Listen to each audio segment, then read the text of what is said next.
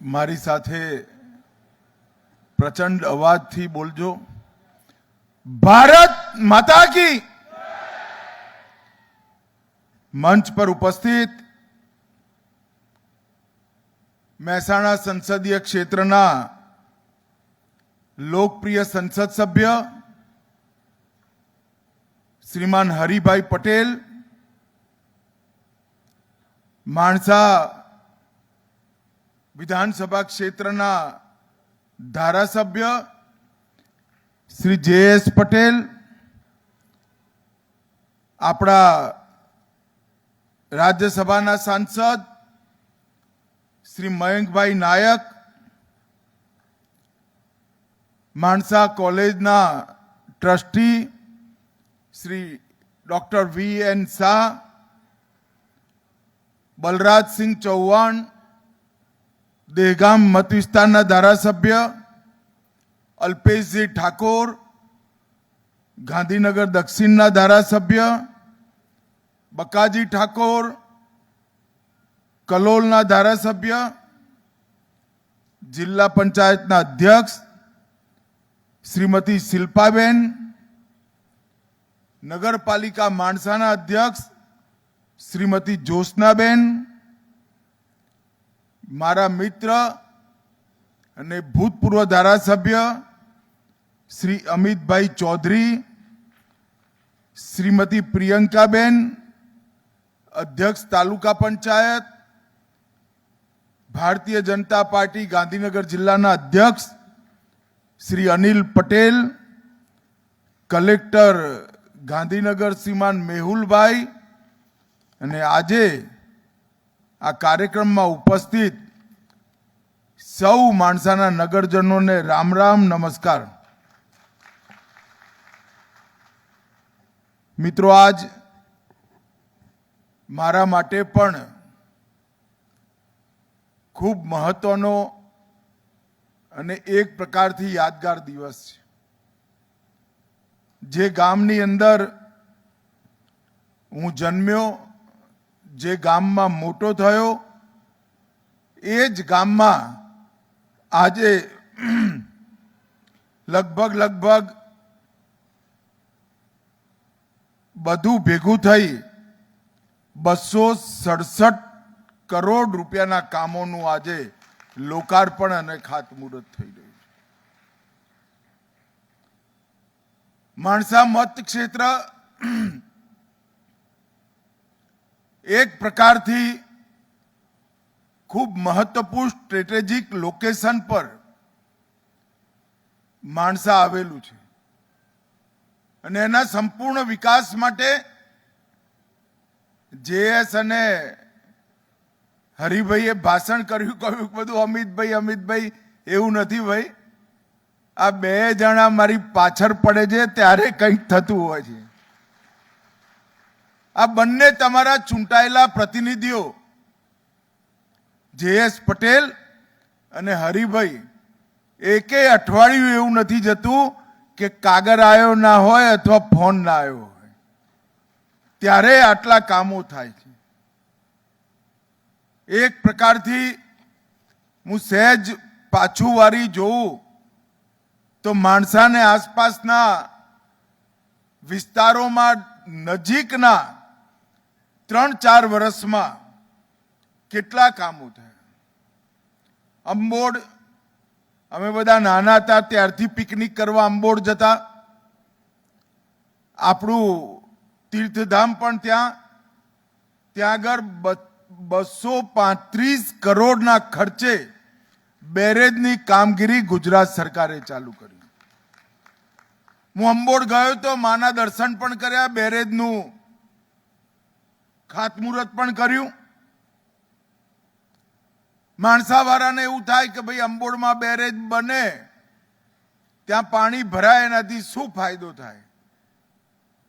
પણ અંબોડમાં બેરેજ બને ને અને પાણી જે જમીનમાં ઉતરે એ આજુબાજુના બધા જ ગામો, અંબોડથી માણસા સુધીના અને માણસાથી ગોજારિયા સુધીના અંબોડના બેરેજથી દરેક ખેડૂતે બોરમાંથી 2 પાઇપ દર વર્ષે ઓછી કરી નાખવી પડે એટલા પાણીના તર ઊંચા આવવાના છે. આ ફ્લોરાઇડ વાળું પાણી આપણી ભાવિ પેઢીના હાડકા, શરીર અને મગજની રચનાને એક પ્રકારથી પંગુ કરવાવાળું પાણી અને સાબરમતીનું નિર્મળ જળ જ્યારે અંબોડમાં ભરાઈ, ધરતીમાં થઈ, બોરમાં થઈ, ચકલીથી જ્યારે આપણા નાના બાળક જોડે આવે ને ત્યારે આપણી આવનારી પેઢીના આયુષ્યની અંદર ખૂબ મોટો ફરક પડે ભાઈ. એ જ પ્રમાણે 260 કરોડના ખર્ચે રામપુર માણસા મત વિસ્તારનો છેડો, ત્યાં આગળ બીજો બેરેજ અને પછી આગળ ગાંધીનગરમાં ત્રીજો બેરેજ.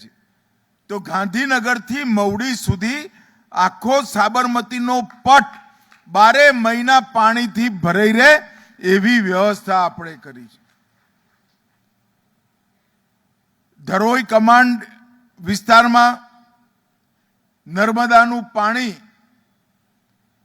ગામડાઓ સુધી પહોંચાડવાની વ્યવસ્થા લગભગ 250 કરોડના ખર્ચે માણસામાં નવી સિવિલ હોસ્પિટલ બને.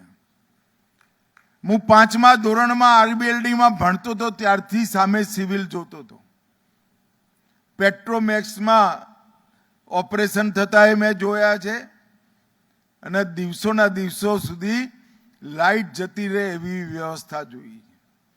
હું માણસાના નાગરિકોને કહેવા માંગુ છું કે આ 245 કરોડ 250 કરોડના ખર્ચે તમે હોસ્પિટલ બની જવા દો.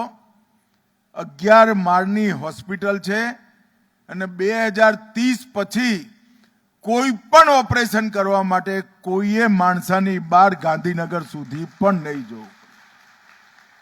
અને એટલું જ નહીં, આ હોસ્પિટલની સાથે માણસા, વિજાપુર અને ગોઝારિયા આ ત્રણેય ક્ષેત્રોના બધા જ પીએચસી, સીએચસી નું જારું આખું ગુંથી આ સમગ્ર પંથકના નાગરિકોની આરોગ્યની સુવિધા થાય. અને સરકારે કંઈ નથી કરવાનું આમાં, પણ મેં સંકલ્પ કર્યો છે કે હું અહીંયા જન્મ્યો, અહીંયા ભણ્યો, અહીંયા મોટો થયો. આ હોસ્પિટલ બન્યા પછી આજ કોલેજના સંકુલની અંદર મેડિકલ કોલેજની શરૂઆત પણ આપણે હોસ્પિટલ જોડીને કરવાના. એની પણ બધી જ પ્રકારની વ્યવસ્થા પૂરી થઈ ગઈ છે. પરંતુ જ્યાં સુધી હોસ્પિટલ પૂરી ના થાય, મેડિકલ કોલેજની માન્યતા આપણને મળે નહીં, એટલા માટે જ બાકી છે. મિત્રો, માણસાનો વેપાર વધારવો હોય, માણસાની અંદર અવર જવર વધારવી હોય તો રોડ રસ્તા સારા થવા જોઈએ. 110 કરોડના ખર્ચે માણસાથી કલોલ 4 લેન હાઈવે આપણે પૂરો કરી નાખ્યો. 80 કરોડના ખર્ચે માણસાથી ગાંધીનગર 4 લેન હાઈવે પૂરો કરી નાખ્યો. અને 110 કરોડના ખર્ચે માણસાથી પીલવઈ હાઈવેની કામગીરીની આજે શરૂઆત કરી. અને 100 કરોડના ખર્ચે બાલવાથી ગોઝારિયા સુધીનો ગાંધીનગર વાળો આપણો રસ્તો અને ત્યાંથી ગોઝારિયા સુધીનો 100 કરોડના ખર્ચે 4 લેન રોડ પતે એટલે માણસાના બધા જ રોડ 4 લેન રોડ બની ગયા. માણસાની અંદર રેલવે લાવવાનું કામ પૂરું થયું. એક અદ્યતન સ્પોર્ટ્સ સંકુલ, આજે મને ખરેખર હૃદયને આનંદ થાય એવું સ્પોર્ટ્સ સંકુલ, એનું આજે લોકાર્પણ થયું છે. હું ભૂમિપૂજન કરવા આવ્યો ત્યારે હર્ષભાઈને કહ્યું હતું કે ભાઈ કાળજી લઈને સ્પોર્ટ્સ સંકુલ બનાવજો, મારા ગામનું સ્પોર્ટ્સ સંકુલ છે. અને આજે હું ખરેખર ગુજરાત સરકારને હૃદયપૂર્વક ધન્યવાદ આપવા માંગુ છું કે અદ્યતનમાં અદ્યતન સ્પોર્ટ્સ સંકુલ આજે અહીંયા બનાવવામાં આવ્યું છે મિત્રો. અને આજે મેં કલેક્ટરશ્રીને સૂચના આપી છે, એક આધુનિક જિમ્નેશિયમ અહીંયા બનાવ્યું છે. સવારે 6 વાગ્યાથી 11 વાગ્યા સુધી ખાલી ખેલાડીઓ માટે નહીં, માણસાના નાગરિકો માટે પણ આ જીમ ખુલ્લું મૂકવાની સૂચના આપી છે. નજીવા દર ટોકન ફી લઈ માણસાના બધા જુવાનિયાઓ, બધા નાગરિકો પોતાનું સ્વાસ્થ્ય સારું રાખી શકે એવી વ્યવસ્થા કરી છે. મિત્રો, નરેન્દ્રભાઈના નેતૃત્વમાં સમગ્ર ગુજરાતની અંદર આપણે રમત ગમતનું અને સ્પોર્ટ્સનું વાતાવરણ ખૂબ સુંદર બનાવ્યું છે. આપણું અમદાવાદ સમગ્ર વિશ્વમાં ધ્યાન આકર્ષે એવું સ્પોર્ટ્સ હબ સિટી તરીકે આપણે એને વિકસિત કરીએ છીએ. અને 2030માં 117 દેશોના ખેલાડીઓ કોમનવેલ્થ રમવા માટે અમદાવાદમાં આવવાના છે. 2029માં દુનિયાની બધી જ પોલીસ અને ફાયર સર્વિસની ગેમ અમદાવાદમાં થવાની છે. અને આપણે પ્રયાસ કરીએ છીએ કે 2036માં ઓલિમ્પિક પણ અમદાવાદમાં થાય, એના માટે આપણો પૂરો પ્રયાસ. પરંતુ જ્યારે 36માં ઓલિમ્પિક થાય ત્યારે માણસાવાળાએ તો ત્યારે જ તાલી વગાડવાની જ્યારે આ સ્પોર્ટ્સ સંકુલમાં તૈયાર થયેલી દીકરી ઓલિમ્પિકનો મેડલ લઈ આવે, ત્યારે આપણે આનંદ માનવાની વાત છે. ખરેખર ખૂબ સારું ઇન્ફ્રાસ્ટ્રક્ચર થયું છે. મેં દેશ અને દુનિયાના બધા જ ઇન્ફ્રાસ્ટ્રક્ચરના પ્રેઝન્ટેશન લીધા છે ઓલિમ્પિક માટે. કેટલુંક આની અંદર સુધારા વધારા કરવા જેવું છે, પરંતુ સરકારે આટલું કર્યું તો ગામવાળાએ બાકીનું કરવું પડે. એટલે મેં આજે જોતા જોતા નિર્ણય કર્યો છે કે હું CSR ફંડ લઈ આની અંદર બીજા 15 કરોડના ખર્ચે સંપૂર્ણ સ્પોર્ટ્સની સુવિધાઓ પૂરી કરી કાઢીશ. હવે જિલ્લા વહીવટી તંત્ર અને ચૂંટાયેલા ધારાસભ્ય, સંસદ સભ્યશ્રીઓની ફરજ છે કે આજુબાજુની બધી નિશાળો, બધી કોલેજો, એના ખેલાડીઓ આ વ્યવસ્થાનો ઉપયોગ કરે, પોતાનું શરીર, મન અને આત્મવિશ્વાસ મજબૂત કરે અને ખેલની દુનિયામાં પોતાનું નામ ગુજરાત લેવલે, ભારત લેવલે અને દુનિયાના સ્તર પર નામ ઉજ્જવળ થાય એ પ્રકારનો પુરુષાર્થ કરે. મિત્રો, આજે અહીંયા ફાયર સ્ટેશન, અત્યાધુનિક ફાયર સ્ટેશન અમદાવાદમાં જે પ્રકારની ફાયર સ્ટેશનની વ્યવસ્થા છે એવું જ ફાયર સ્ટેશન આપણા માણસામાં પણ આજે કરવામાં આવ્યું છે. માણસામાં નવું સર્કિટ હાઉસ અને નવા પોલીસ સ્ટેશનની ભેટ એ પણ ગુજરાત સરકારે આપી છે. અહીંયા માણસાના નગરજનો છે, એમને હું કહેવા માંગુ છું કે છેલ્લા 4 વર્ષની અંદર સાતત્યપૂર્ણ પ્રયાસ કરી આપણે માણસાના જૂના માણસા સ્ટેટના 13 તળાવોને એકબીજા સાથે જોડી 12 મહિના નર્મદાના પાણીથી ભરાયેલા રહે એવી વ્યવસ્થા કરી. ચંદ્રાડુ, મલાય અને માલણ ત્રણેય જગ્યાએ પિકનિક થઈ શકે એવા સુંદર તળાવ બનાવવાની વાત છે અને એનું સંપૂર્ણ આયોજન થઈ ગયું છે. ચંદ્રાસર તળાવ તો મેં પણ પહેલી વાર જોયું ત્યારે લાગ્યું કે આ ચંદ્રાડુ છે. મેં કેટલી વાર ધુબાકા મારેલા છે અંદર. પહેલી વાર જોયું ત્યારે મને આશ્ચર્ય થયું કે એ જ ચંદ્રાસર તળાવ છે. ખૂબ સુંદર વિકાસ થયો છે. એના 15 વર્ષ સુધીના મેન્ટેનન્સની પણ આપણે વ્યવસ્થા કરી દીધી છે. 2 ઓવરહેડ ટાંકીઓ, પંપ હાઉસ અને ગટરના પાણીની નિકાલની વ્યવસ્થા, સોલિડ વેસ્ટ મેનેજમેન્ટનો પ્લાન્ટ અને વીજળીના વાયરોને અંડરગ્રાઉન્ડ કરી માણસા આપણું સુંદર દેખાય એ બધી વ્યવસ્થાઓ કરવાનું વ્યવસ્થા ચાલી રહી છે મિત્રો. પણ નગરજનોની પણ આમાં જાગૃતતા જરૂરી છે. આ બધું થયા પછી જો ઠેર ઠેર કચરો પડ્યો હોય તો ગામ કેવું લાગે ભાઈ કો મને? અને ગામ સ્વચ્છ કોઈ બહારથી આવી ના કરી જાય. આપણે જ ગામને સ્વચ્છ કરવાનો સંકલ્પ કરવો પડે. આપણે નગરને સ્વચ્છ રાખવાનો સંકલ્પ કરવો પડે. અને જુવાનિયાઓને મારી અપીલ છે, જેસે મને કહ્યું કે અહીંયા આપણું યુવક મંડળ બહુ સરસ ચાલે છે. આ બધા તળાવો, આ સ્પોર્ટ્સ કોમ્પ્લેક્સ, આ બધું ઇન્ફ્રાસ્ટ્રક્ચર, એની વ્યવસ્થા જો ગામના જુવાનિયાઓ સારી રીતે ના જાળવે તો ના થઈ શકે. મિત્રો,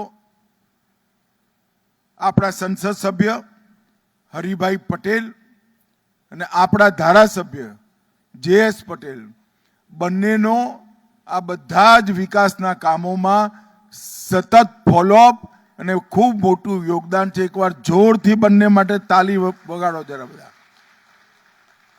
જાગૃત જનપ્રતિનિધિ હંમેશા પોતાના ક્ષેત્રનું ધ્યાન રાખતા હોય છે. અને JS અને હરિભાઈ બંને માણસાના વિકાસ અને હરિભાઈ મહેસાણાના વિકાસ માટે ભારત સરકાર, રાજ્ય સરકારમાં સતત પ્રયત્નશીલ હોય છે. મિત્રો, ગઈકાલે નરેન્દ્રભાઈ ગુજરાતથી ગયા અને એક દિવસ આગળ 11મી તારીખે એમને સોમનાથ સ્વાભિમાન પર્વની શરૂઆત કરી. 1000 વર્ષ પહેલા આપણું આ ભવ્ય સોમનાથનું મંદિર મોહમ્મદ ગિજનીએ તોડ્યું હતું.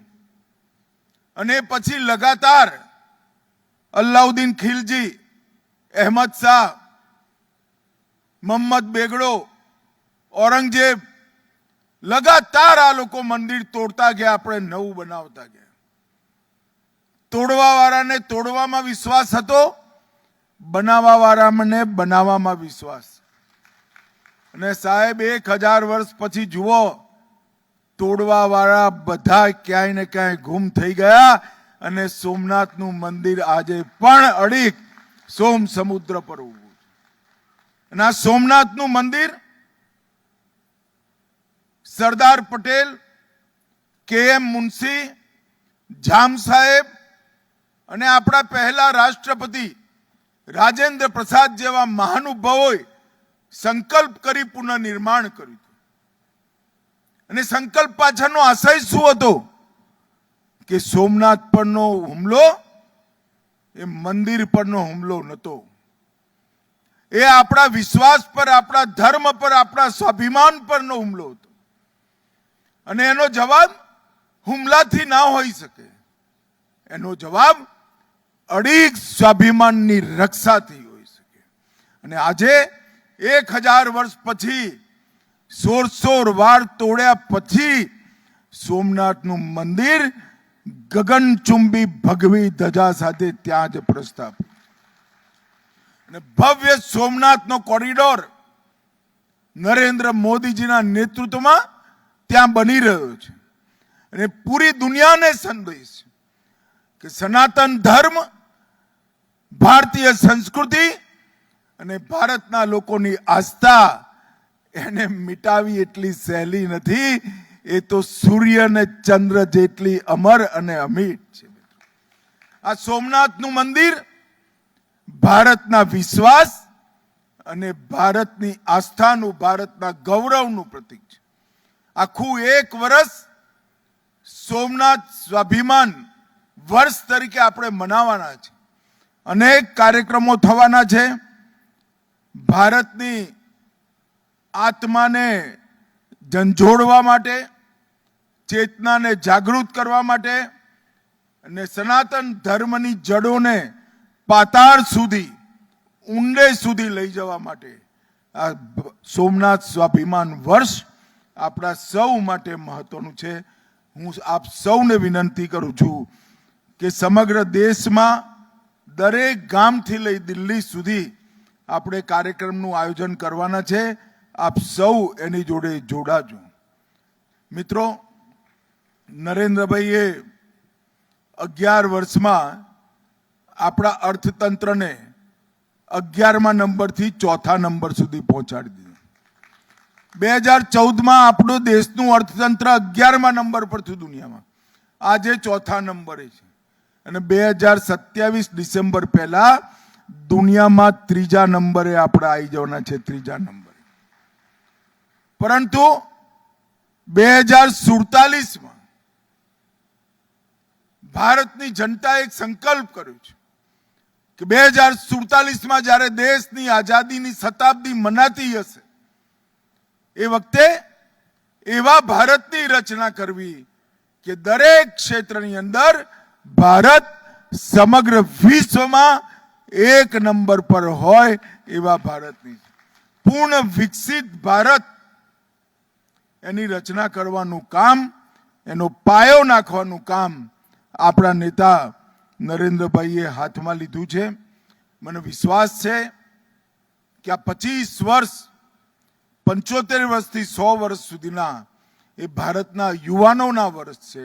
ભારતના યુવાનોએ પોતાના પુરુષાર્થથી, પોતાની મેગાથી અને પોતાના હિંમતથી દુનિયામાં સર્વોચ્ચ સ્થાન પર દેશને લઈ જવાનો છે. માણસા, ગુજરાત, આપણે સૌ એના હિસ્સેદાર બનીએ એવી મારી અભ્યર્થના. ફરી એકવાર જે લોકોએ, વિશેષ કરી ભૂપેન્દ્રભાઈ પટેલ, વડાપ્રધાન નરેન્દ્રભાઈ, ભારત સરકાર અને ગુજરાત સરકાર અને અમારા બંને ચૂંટાયેલા પ્રતિનિધિઓ ધારાસભ્ય જે.એસ. પટેલ અને હરિભાઈ, એમને આ ગામના વિકાસ માટે, નગરના વિકાસ માટે જે કંઈ કર્યું છે એના માટે માણસાના નાગરિક તરીકે હું હૃદયપૂર્વક સૌનો આભાર માનું છું. મિત્રો, અને આપણે એક સુંદર નગર, સુંદર મ્યુનિસિપાલિટી આપણી માણસાની બને. હવે મ્યુનિસિપાલિટીનો દરજ્જો પણ વધાર્યો છે એટલે સુવિધાઓ વધવાની છે, તો આપણે સૌ એને જાળવીએ એ જ અભ્યર્થના. વંદે માતરમ. ભારત માતા કી જય. ખૂબ ખૂબ આભાર કેન્દ્રીય ગૃહ અને સહકાર મંત્રી શ્રીમાન અમિતભાઈ શાહ સાહેબ. કરોડોની ભેટ આપવા બદલ તમારો ખૂબ ખૂબ આભાર. અને હવે આજના કાર્યક્રમને વિધિવત રીતે સમાપન કરીએ છીએ. હું આભાર વ્યક્ત કરું છું કેન્દ્રીય ગૃહ અને સહકાર મંત્રી શ્રીમાન અમિતભાઈ શાહ સાહેબનો જોરદાર તાળીઓની ગુંજ સાથે આભાર વ્યક્ત કરીએ છીએ. હું આભાર વ્યક્ત કરું છું honourable member of parliament Rajya Sabha Nayak સાહેબ, આપનો પણ આભાર વ્યક્ત કરીએ છીએ. શ્રીમાન હરિભાઈ પટેલ સર, સાંસદ મહેસાણા મત વિસ્તાર, આપનો પણ આભાર. અને મંચાસીન સર્વે મહાનુભાવોનો જોરદાર તાળીઓની ગુંજ સાથે આભાર વ્યક્ત કરીએ છીએ. આવો બધા જ પોતાની જગ્યા ઉપર ઉભા થઈને તાળીઓના ખૂબ ગડગડાટથી આભાર વ્યક્ત કરીએ છીએ. ભારત માતા કી. ખૂબ ખૂબ આભાર સર્વે મહાનુભાવોનો. આજના અવસરે તમામ ધારાસભ્યશ્રીઓ, તમામ પદાધિકારીશ્રીઓ, જિલ્લા પંચાયતના પદાધિકારીશ્રીઓ, જિલ્લા સંગઠનના પદાધિકારીશ્રીઓ, તાલુકા પંચાયતના તમામ પદાધિકારીશ્રીઓ, તાલુકા સંગઠનના તમામ, શહેર સંગઠન, નગરપાલિકાની સંપૂર્ણ ટીમ, ટ્રસ્ટી મંડળ અને સર્વે મોટી સંખ્યામાં ઉપસ્થિત છો, સર્વેનો આભાર વ્યક્ત કરું છું. કાર્યક્રમને વિધિવત રીતે હું પૂર્વે સમાપન કરું છું. ધન્યવાદ.